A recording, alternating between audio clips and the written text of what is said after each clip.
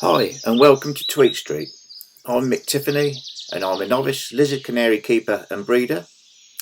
Join me on my journey as I strive to breed birds good enough for the show bench. Welcome again everybody to another episode of Tweet Street, episode 29. Just a quick look scan around the bird room, see how we're getting on, an update with the moult. And I found some photos of when I started building the bird room in the aviary, so I thought I'll include them while I found them, because I'm bound to lose them again, knowing me. And so yeah, it was going to be a nice planned out long episode, and 10 o'clock this morning we get a phone call, and it's now 18 minutes past 7 in the evening, and I've just sat down after that phone call. So unfortunately this is rather crammed, so my apologies. But at least it won't hold up much of your evening. So without further ado, I shall waffle on. So as usual, quick weather. What's it been like over the last week? It's been bloody hot. Continues to be hot. I think going to be up around 30 degrees over the next few days. I popped out yesterday evening, got these couple of snaps locally to us. Looks rather nice, and it isn't rather nice, it's just blooming hot, too hot to take the dogs out for a walk. But it wasn't nice when I started building the bird room in aviary a few years ago. Now the first photo you're looking at, it was January. I only had 4 birds at the time, so they were inside the house. And it was freezing fog when I started, and as you can see it still continued as I was going through the build. It was absolutely bitter cold, but I thought, well, I found these photos, I'll keep losing stuff on the computer, I'll put them in save files and put them somewhere and they disappear.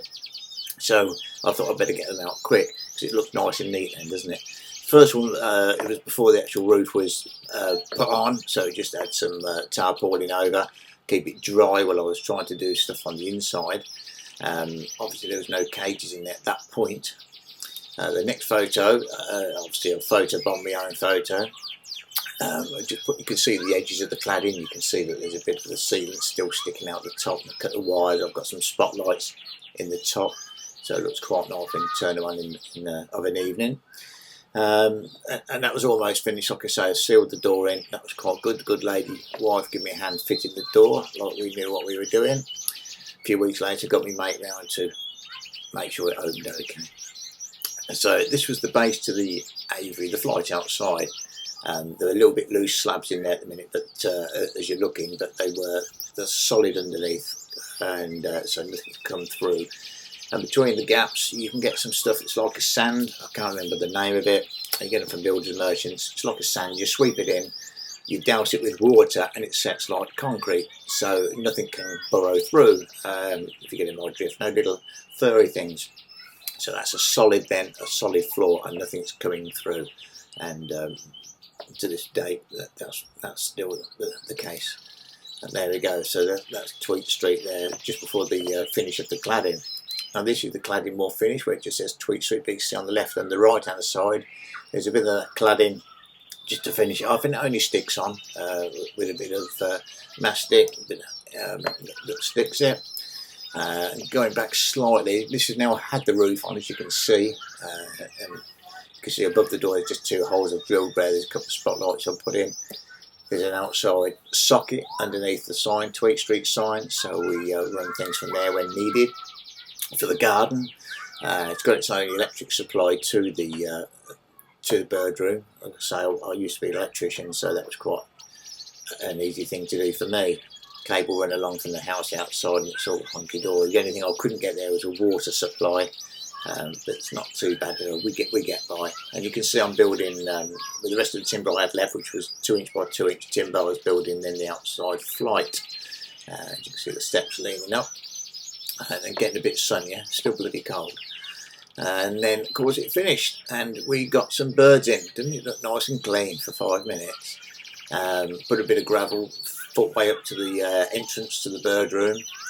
It's got its second door in the bird. You can just see it's like a mesh door, so I can leave the main door open, and that is great for airflow round inside. That is the only piece of glass that goes into the bird room. There are no windows, just that door.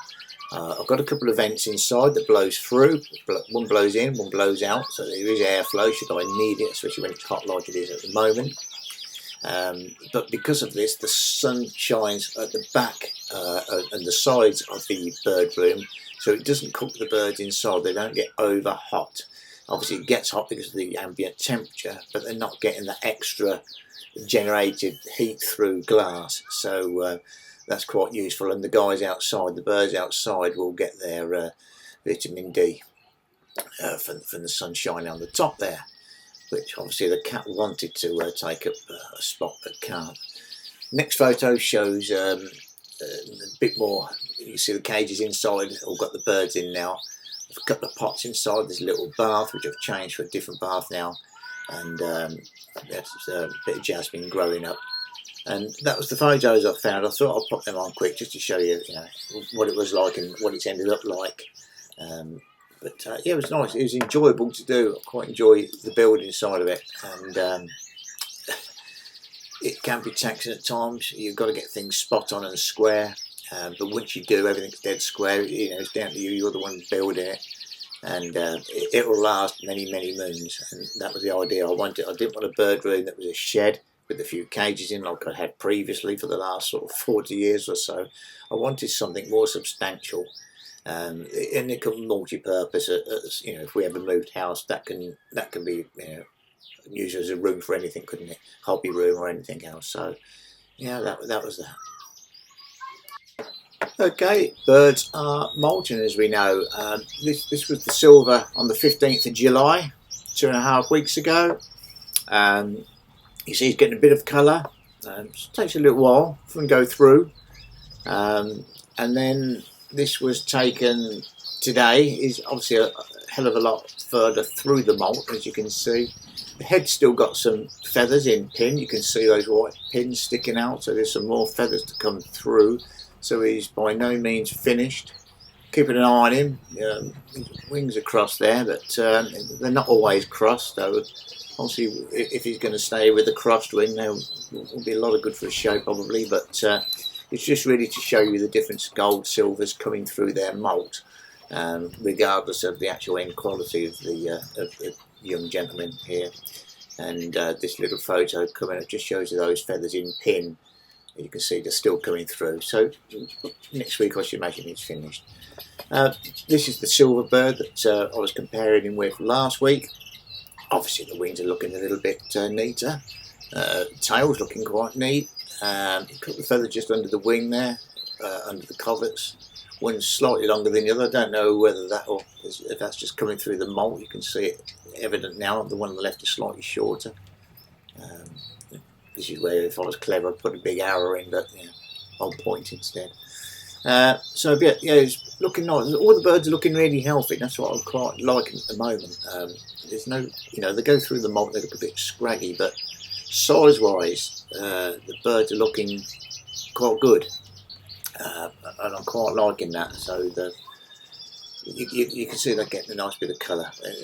You can see. I'll have to. By next week, hopefully I'll be able to find out who's going to be gold, who's going to be silver.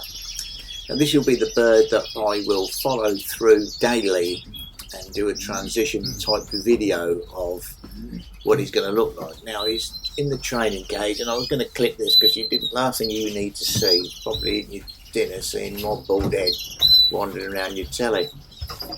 But I thought, no, I'll leave it in because it shows that the bird's quite comfortable going in and out that cage, because I'm really, really busy. As you can see, this was prior to 10 o'clock this morning, before I had a phone call to say, Mick, we need you somewhere else in town.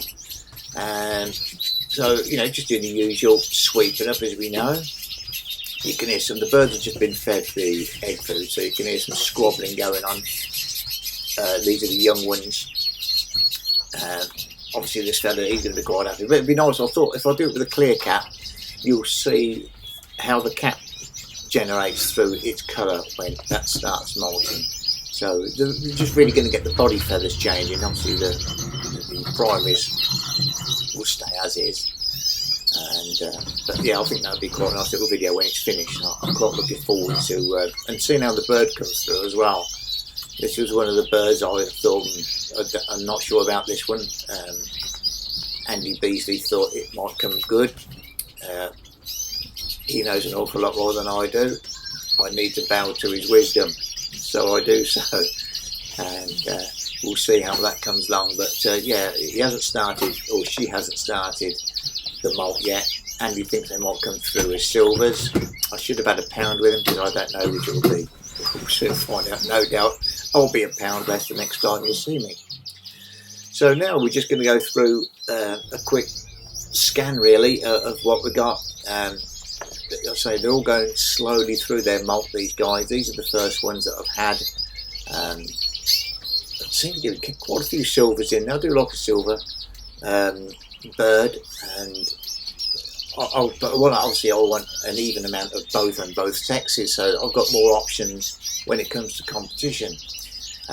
But we will know golds and silvers very soon, and what we don't know all the while, or I don't know yet, which one will be boys and which one will be girls, but we'll soon find out, I'm sure. So as you can see, they're all in slowly. You can see the nice dark legs on them as well, which is nice. That polygonum's still going out like the clappers. Now I'm trying to take cuttings on the polygonum, and I've put it in a planter to see if I can actually start making cuttings, and if I can, and we'll have to see what we can do with them if anybody wants them.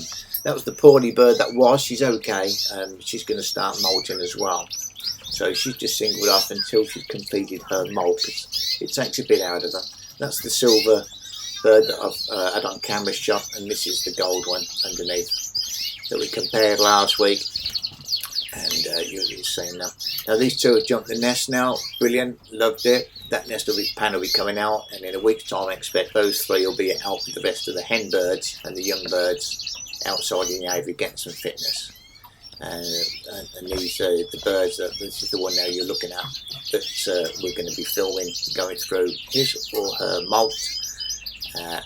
I'm still doing it now every day. I'll just do a few clips, and like I say, I'll morph that into a little video later on. Now this like I say, this was evening, so all the birds that were outside, they come inside. They obviously getting tired, flying around, enjoying themselves. These are the other ones that are not going out at the moment. They're out in. I can swap them around. I just wanted the hen birds to get some exercise after they've been sat down.